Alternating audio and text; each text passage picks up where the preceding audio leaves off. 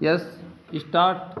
न्यायाधीश साहे 2015 की दांडिक अपील संख्या 4658 में इलाहाबाद उच्च न्यायालय की खंड न्यायपीठ द्वारा तारीख 30 मई 2020 को पारित किए गए उसे आक्षेपित निर्णय और आदेश से व्यथित और असंतुष्ट होकर राज्य ने यह अपील फाइल की है, जिसके द्वारा उच्च न्यायालय ने इस अपील में प्रत्यर्थी मूल अभियुक्तों द्वारा फाइल की गई उक्त अपील मंजूर की थी और अभियुक्तों को भारतीय दंड संहिता की धारा 34 के साथ पठित धारा 302 के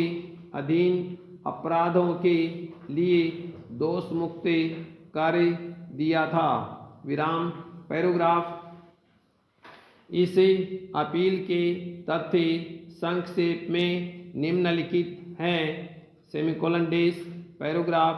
अभिसाक्षी एक बंगाली बाबू ने आरंभ में भारतीय दंड संहिता की धारा 326 के अधीन अपराधों के लिए इस आशय की प्रथम इतिला रिपोर्ट, जिसे अपराध मामला संख्या 1144/11 के रूप में रजिस्ट्रीकृत किया गया था, दी थी कि तारीख 20 दिसंबर 2011 को लगभग 2:30 बजे अपराह्न में उसे राधा मृतका की पुत्री से एक कॉल प्राप्त हुई कि उसकी माता जल गई है। विराम। वह तुरंत अस्पताल पहुंचा और उस समय उपमंडल मजिस्ट्रेट मृतका का कथन ले रहा था। विराम। उसके अनुसार लड़की ने यह बताया था कि उसके ससुर और सास ने धन की मांग की थी और जब उसने इनकार कर दिया तो उस पर हमला किया गया तथा उसके पश्चात उन्होंने उसके ऊपर मिट्टी का तेल छिड़क दिया और एक जलती हुई दिया सलाई से उसे आग लगा दी। विराम। अन्वेषक अधिकारी ने अन्वेषण आरंभ किया। विराम। उसने सुसंगत साक्षियों के कथन अभिलिखित किए और चिकित्सा साक्ष्य सहित आवश्यक साक्ष्य एकत्रित किया। विराम।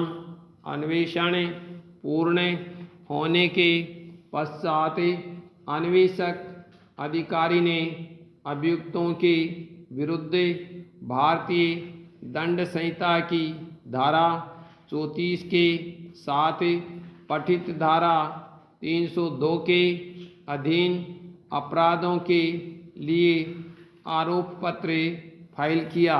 विराम। विद्वान विचारण न्यायालय ने अभियुक्तों के विरुद्ध पूर्वोक्त अपराधों के लिए आरोप विरचित किया। विराम। अभियुक्तों ने आरोप से इनकार किया और दोषी न होने का अभिवाक्य किया। विराम। इसलिए उन्होंने पूर्वोक्त अपराधों के लिए विचारण न्यायालय द्वारा विचारण किए जाने का दावा किया। विराम। पैराग्राफ। अभियोजन पक्ष ने अभियुक्तों के विरुद्ध आरोप को साबित करने के लिए कुल मिलाकर 10 साक्ष्यों की परीक्षा की। विराम। अभिसाक्षी 5 पक्षद्रोही हो गया था। विराम। अभियोजन पक्ष अभिलेख पर दस्तावेजी साक्ष्य भी लाया, जिसमें 2 मृत्युकाली के कथन भी सम्मिलित थे, जिनमें से एक पुलिस अधिकारी द्वारा अभिलिखित किया गया था और दूसरा मजिस्ट्रेट ओब्लिक उपमंडल मजिस्ट्रेट द्वारा अभिलिखित किया गया था। विराम विद्वान विचारण न्यायालय ने साक्ष्य का मूल्यांकन करने पर और 2 मृत्युकाली के कथनों पर विचार करते हुए मजिस्ट्रेट द्वारा तारीख 22 दिसंबर 2011 को अभिलिखित किए गए मृत्युकाली के कथन को विश्वसनीय माना और यह भी मत व्यक्त किया कि अभियुक्तों की ओर से प्रस्तुत की गई यह प्रतिरक्षा कि मृतका ने स्वयं अपने ऊपर मिट्टी का तेल छिड़का था, अभिलेख पर के चिकित्सा साक्ष्य पर विचार करते हुए विश्वसनीय नहीं है। विराम उसके पश्चात विद्वान विचारण न्यायालय ने अभियुक्तों को भारतीय दंड संहिता की धारा 34 के साथ पठित धारा 302 के अधीन अपराधों के लिए दोष सिद्ध किया और अभियुक्तों को आजीवन कारावास भुगतने का दंडादेश दिया। विराम पैराग्राफ अभियुक्तों ने विचारण न्यायालय द्वारा अधिरोपित दोष सिद्धि और दंडादेश के निर्णय और आदेश से व्यथित और असंतुष्ट होकर उच्च न्यायालय के समक्ष अपील 2015 की दांडिक अपील संख्या 4658 फाइल की। विराम उच्च न्यायालय ने आक्षेपित निर्णय और आदेश द्वारा अभियुक्तों को मुख्य रूप से इस आधार पर दोषमुक्त कर दिया कि 2 मृत्युकाली के कथन किए गए थे। एक तारीख 20 दिसंबर 2011 को अभिलिखित किया गया था और दूसरा तारीख 22 दिसंबर 2011 को अभिलिखित किया गया था तथा इन 2 मृत्युकाली के कथनों के बीच 2 दिनों का अंतराल था।